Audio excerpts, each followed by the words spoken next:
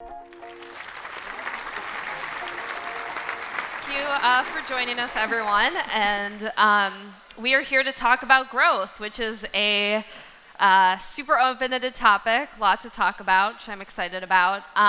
So my name is Anna. I'm a reporter with Modern Retail.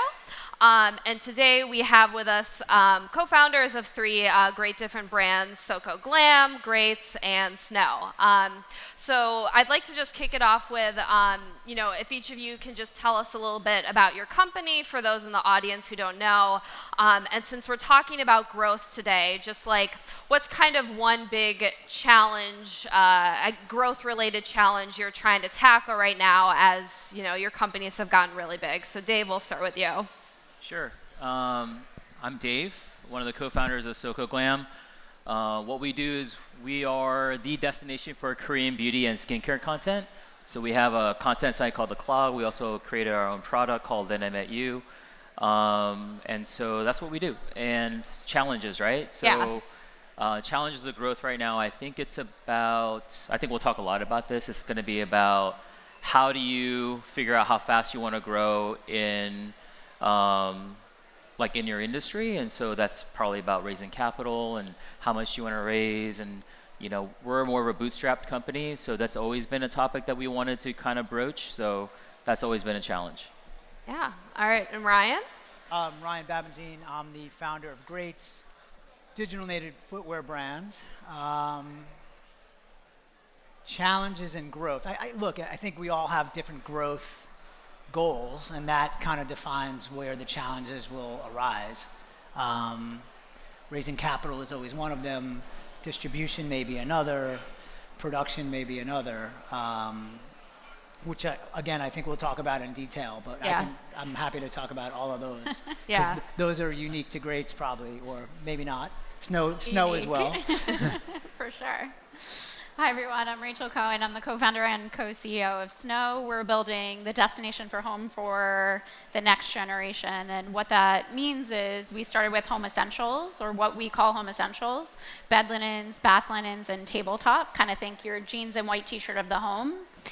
And from that, building out from there, all luxury quality at a really accessible price point, but more than anything, simplifying the whole experience of shopping for the home. In terms of challenges, I think these two touched upon a lot of them, but one of the things we've been dealing with growth is challenges in predicting spikes in demand or spikes in demand in one category over another. So as you're planning inventory and looking at historicals, often at this growth phase, historicals don't really mean anything to be able to predict those growth phases. Yeah. So having inventory in stock for when we're going to see those spikes is one of the things that's definitely challenging. Yeah. All right. Lots to talk about. So we were all on a call earlier this week, and we're talking about growth. How do you map out your plan for your company? And really, I think what we decided on is, okay, it depends on, do you bootstrap? Do you take VC funding? So first of all, who here has taken venture capital funding? Ryan, Rachel? Okay. And so why did you... No. Yeah. Okay, so I guess we'll start with the VC folks first. Why did you decide to take VC funding? And tell us a little bit about just kind of what went into that decision and which investors you chose to take funding from. Yeah, I can go first, sure. The idea that digital is cheaper than the old way, which was wholesale, is just false. Making things costs a lot of money, and making footwear in Italy costs even more money. So you need capital to do that. The one thing that it was good about the traditional old way or wholesaling was you could actually grow the business without the need for capital, because you could open 10 stores, open 20 stores, open 40 stores, and you were really doubling your business every time, and you could use that as a financing source to kind of build the product. But wholesale continues to atrophy, continues to be challenged, and it's even the stores that are doing well, for a young new brand, if you weren't getting paid on time, that can throw off your cash flow, and that can put you out of business. So we said, look, we're going to be digital first. Digital first is what we wanted to do, and that took capital. And the only people that were really willing to invest, and to this day, I think, is venture for an early stage brand. Now, I think the opportunity for brands right now in this very moment is less than it was 6 years ago, 5 years ago, to raise early stage capital for anybody building a brand with physical products. So it's still in a transitioning stage of like, who should you raise capital from? Yeah. How Rachel, how did you decide? Who do you raise capital from? I think similarly, we didn't raise a ton of money out of the gate, but we kind of took it in strides of different milestones and working with different investors at different points in time. So initial inventory, building a brand that costs money, and some marketing, a couple of early team members. So we did it that way, but I think the way in which we partnered with those investors were really important to us and have been really supportive in the trajectory. So we had a couple of early stage venture consumer retail focused funds that had that capability behind them. And then we also had some retail strategic partners and kind of took a strategic approach that way. So I think all in all, it's still venture funding. I think it's just a matter of how you choose to go about who you partner with on it. Gotcha. And then for our bootstrapping representative, Dave, why did you decide to bootstrap your company, and what have been some of the pros and cons of that? I think hindsight is 20/20, but when we were starting out, honestly, we had no idea what the hell we were doing. And I think every story is just unique. The panel before said that not everyone's meant for venture capital, and not everyone should raise from venture capital. For us, just to put a long story short, I think that SoCo Glam is a passion project, started as a passion project.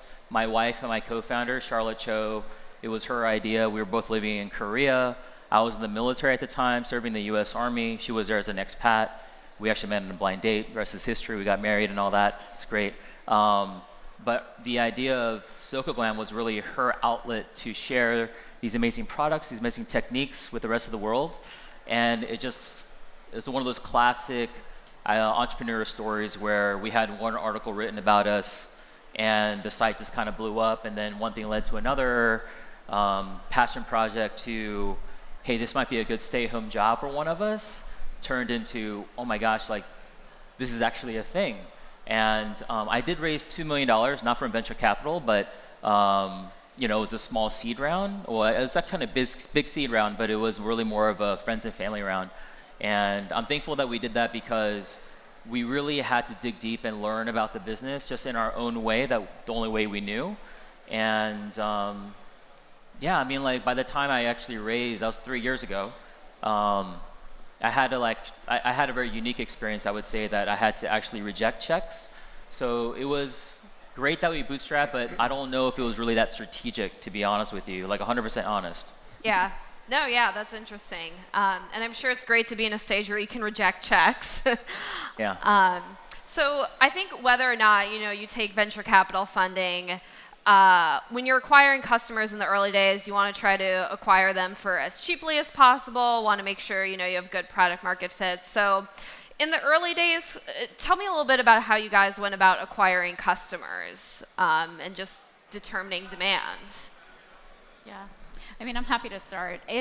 I think it's a whole host of things, and for us, the name of the game was that it was iterative. We were testing different channels, we were testing different methods, we were constantly testing, and I think not overcapitalizing out of the gate made our team have the DNA that we had to be really scrappy and be really smart and be really strategic about how we found those customers. We were doing everything from taking over one of our early investors' lofts and setting it up as this whole snow experience before we had retail stores, shooting out to the email list that we had built up, and then having hundreds of people show up at this apartment building. So really testing ways in which we could see the demand and see what customers were saying about the product in person, getting that feedback. And I think we realized early on, well, this in-person retail experience is something that's going to be really key to what we want to do as we build the brand, because we're getting that feedback loop. We're seeing when people touch and feel the product, how they're experiencing Snow, the brand, the product, and that led us to, okay, 2 years later, how do we open our first pop-up? How do we open our experiential showroom? So really figuring out how to take those tests and then double down on what those are. Yeah. Yeah, I mean, for us, we actually didn't do any advertising for about the first year and a half. I mean, absolutely zero. And that was, we were still showing this organic growth that was powered by the sneaker community. And I think that's what made it so compelling. We had perfect market fit with no marketing at all. And here we are today, cut to today. I think the idea that, great companies are all great marketers. So we do lots of marketing now, but even that has gotten more challenging, not just due to cost, but because of the targeting ability of everybody. It is becoming a flat world where if you want to target anybody on this panel, you can basically do it. And all the same brands, not even in your competitor set, are still trying to target the same customer. I have no doubt that we're going after a very similar customer as everybody on this panel. So that's what's driving the cost up. So now, you have to get back to the basics of what is the brand about? The product has to be incredible. That's table stakes. And that's where it gets, over time, building a brand takes time. And it's not just about product. It's got to be something more than that. And I think we're kind of going back into people to realize that that's really important. Yeah. And Dave, I think yours is interesting because, you're a marketplace, so it's a little different. Tell us a little bit about your customer acquisition tactics in the early days. So we actually hold the inventory. So it is a little bit more of a traditional, customer acquisition strategy. But I'll say the two things that I think about in this is actually to don't be afraid to make the unpopular decision, and then just really understand your customer. And I think that's the way we approached it when I look back. In the beginning, this was in 2012, we actually focused on PR because we knew who we were, we knew who our customers were. I think within beauty, so my wife, Charlotte, she came from PR, so she led up all of Samsung's PR when she was in Korea. She came on the ground in New York, and she just hit the ground running, and she knew that she needed to talk to beauty editors. And the funny story is actually, when she first approached beauty editors here in New York City, she would say, "Hey, I'm Charlotte Cho from SoCo Glam. I'd like to talk to you about K-Beauty." And all the beauty editors some of them in the beginning would say, "K-Beauty? What's K-Beauty? Is that Kardashian Beauty?" And we're like, "No, it's not Kardashian Beauty. It's K-Beauty. Would love to talk to you about it." And then Charlotte coined the 10-step Korean skincare routine, which is it just kind of went gangbusters. And so PR was really the way that we acquired customers at the beginning. That didn't cost us anything. It was Charlotte and her sweat and work and hard work. And then the other story that I have is actually, so when we just launched our own private brand called Then I Met You. It's its own skincare brand. And we launched it last October.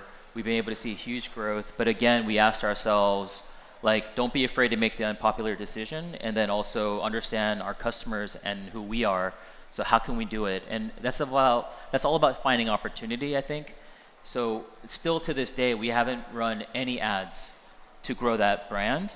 And you can look at our Instagram. You can, we're very happy with our sales growth, and it's been really exciting. And what we did was we really leveraged what we knew, which was about our community. So we built a community with SoCo Glam, with the Clog, on its own Instagram handles. We were able to really then figure out how do we then tap into build a new community based off of, this already existing community that we had.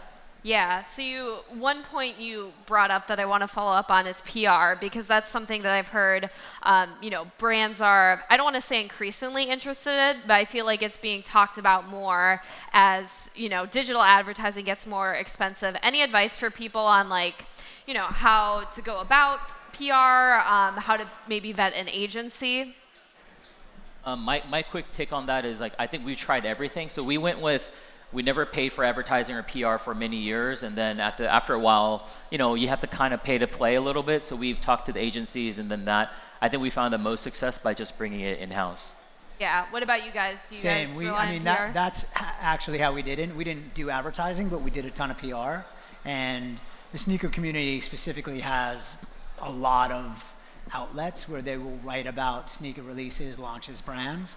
So that's exactly what we did. And we did most of that in-house and still do to this day. We don't have a PR agency. Yeah.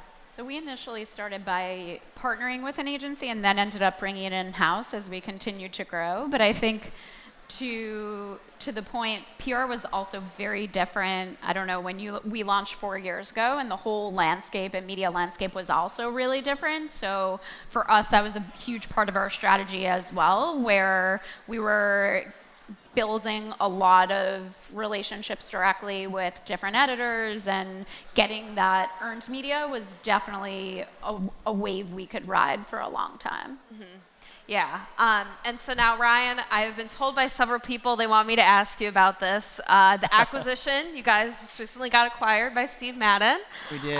So tell me, why did you decide to sell, and what's next for Greats as a Steve Madden brand? I mean, the reality was, we could either raise more capital from private equity or venture, or we could merge with a big company that understood the complexities of building a shoe brand. And that really, at the end of the day, what we do is really hard.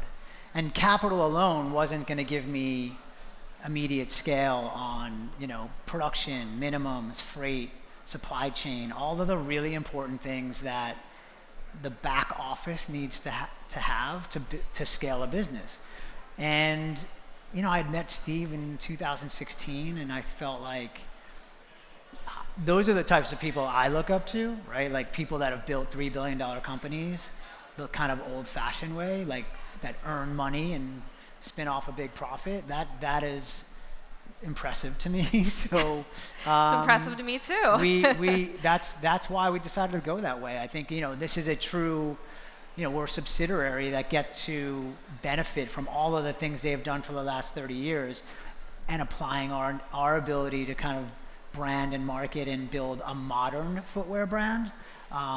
But a lot of the important things are still intact. You still need to do those things really well.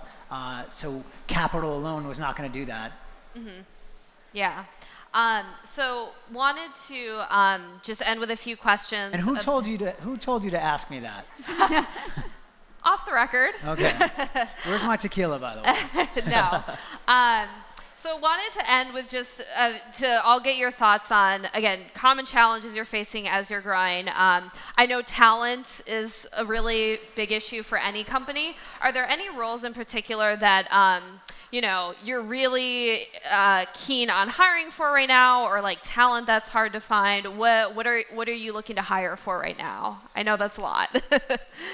Loaded question. Yeah. So I can start. We have a couple of key roles that we're looking for, and it kind of spans across creative, product, and marketing right now, because I think as we're continuing to scale, we've focused on other aspects strategically within the business, and now finding people who understand the brand from the inside out and can help take it to the next level. Or for us, we've always had creative direction come from within, in the sense that my co-founder he's the creative director and art director, even though that's not his background. So to be able to continue to scale is bringing someone else in who can kind of take on that role, and that's something that's very delicate and precious to be able to find for the right fit as well. Mm-hmm. I mean, for us, we're backfilling a few roles, and but part of the thing about being within the Steve Madden umbrella, there are resources at my disposal that I necessarily don't have to hire for. But I would say generally, I think that CRM and digital marketing are two kind of great paths to take if you're looking to have a career, today and moving forward. Those are two roles we've just made offers on, to be perfectly honest. But those are always critical for brands like us. Mm-hmm. Cool. And for me, it's just supply chain and operations. So anywhere from, I would say, manager all the way to the VP level, we have some open positions right now. So if anybody is listening to this and interested, you can email team@socoglam.com, and you can just like said that you heard this at this panel, and we'll make sure we earmark it. Yeah, and I think, and supply chain and logistics obviously is super important. What's some logistical challenges you didn't anticipate or that like you're trying to work through right now?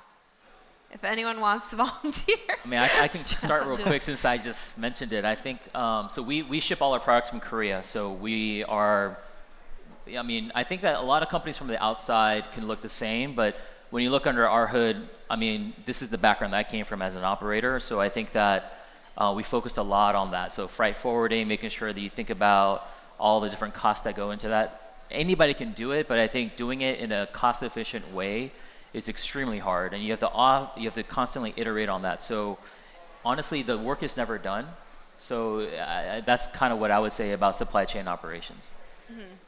Yeah, and what about you guys? I think, just forecasting demand is huge, especially Rachel, like you, when you're getting into new categories. Yeah, definitely. That's one of the things I touched upon before, where it's also, even though we're evergreen product, so it's kind of a little bit paradoxical in the sense that we'll have some seasonal product, there's holiday gifting, but all in all, we have product that's evergreen, that's timeless, it never comes off our site, it will be there if you come back in 4 years. That's the idea of it being foundational, and yet we still see such huge spikes in demand in fourth quarter when people are shopping, so it's still bulking up on inventory, having the warehousing for it, all of the things that come where it's consolidated sales within a very short time period. Yeah. Ryan, any logistical thoughts? Look, forecasting is a really challenging thing for all of us. Like, we had Ryan Reynolds wear a particular style about 6 weeks ago, and because of that, and he was covered in all this media, that shoe evaporated when we thought we had enough inventory for 6 weeks. And like, you can't forecast that. Like, it's not in the plan. So it's a good problem, right? Selling it faster for no acquisition cost is what we want. But the more and more we do that, the more we see acceleration. Even today, we started in an ad yesterday called "This Is an Ad" that we did with our agency Within, which are probably out there. Oh, there's one guy. Hey, Anthony. And we're seeing immediate response from this really unique ad. Now, the goal is to just like sell as much stuff as fast as you can, but you can't really, when you're running something new, you don't really know how it's going to go, and you hope for these are the things we want. So selling through product faster is a good problem to have. Yeah. One quick thing, if I can add. Yes. I know I see the clock ticking, but anytime I'm down on supply chain, because like sometimes you'll hit your highs and your lows, or things get backed up, and you're just like angry or you're frustrated, I just like to think of my buddy who he was one of the co-founders of Plated, and he and I would talk about supply chain, and like I see him as like the special forces of supply chain, because the perishable, I can't even imagine how to deal with that. So I think about that every time I'm down. Yeah, always could be worse. All right, well, thank you all so much. Thank you. Thank you.